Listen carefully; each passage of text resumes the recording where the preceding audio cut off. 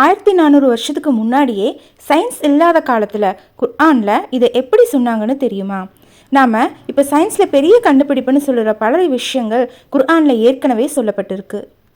உதாரணமாக, மனிதன் உருவாகிற விதத்தை சயின்ஸில் எம்ப்ரியாலஜி அப்படின்னு சொல்கிறாங்க. எம்ப்ரியாலஜி அதில் என்ன சொல்கிறாங்கன்னா, ஒரு ட்ராப்லேருந்து ஒரு பிளட் கிளாட் மாதிரி ஃபார்ம் ஆகும், அதுக்கப்புறம் ஃப்ளஷ் உருவாகும். இப்படி ஸ்டெப் பை ஸ்டெப்பாக குழந்தை உருவாகிற விதத்தை பற்றி சொல்கிறாங்க. இதை 1400 வருஷத்துக்கு முன்னாடி இறங்கின குர்ஆனில் அல்லாஹு தாலா தெளிவாக விவரிக்கிறான். அடுத்ததா, வானமும் பூமியும் முதல்ல ஒன்றுதான், பிறகு பிரிக்கப்பட்டது அப்படின்னு குர்ஆனில் சொல்லப்படுது. அதே தான் இன்னைக்கு சயின்ஸில் பிக் பேங் தியரி அப்படின்னு சொல்கிறாங்க.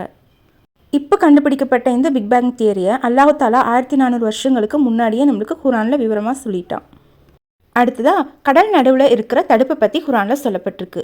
ஒரு கடல் நீர் இன்னொரு கடல் நீரோட மிக்ஸ் ஆகாமல் ஒரு பவுண்ட்ரியோடு இருக்குன்னு குர்ஆன் சொல்லுது.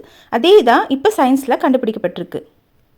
இப்போ நம்ம பார்த்தது எல்லாம் கோயின்சிடென்ஸா? இல்லை, இது மனிதன் எழுதின புத்தகம் இல்லைன்னு நமக்கு நினைவூட்டுற ஒரு அடையாளம். குர்ஆன் ஒரு புத்தகம் மட்டும் இல்லை, ஒரு மிராக்கிள். இந்த வீடியோ உங்களுக்கு யூஸ்ஃபுல்லாக இருந்தால் உங்கள் ஃப்ரெண்ட்ஸ் அண்ட் ஃபேமிலி கூட ஷேர் பண்ணிக்கோங்க.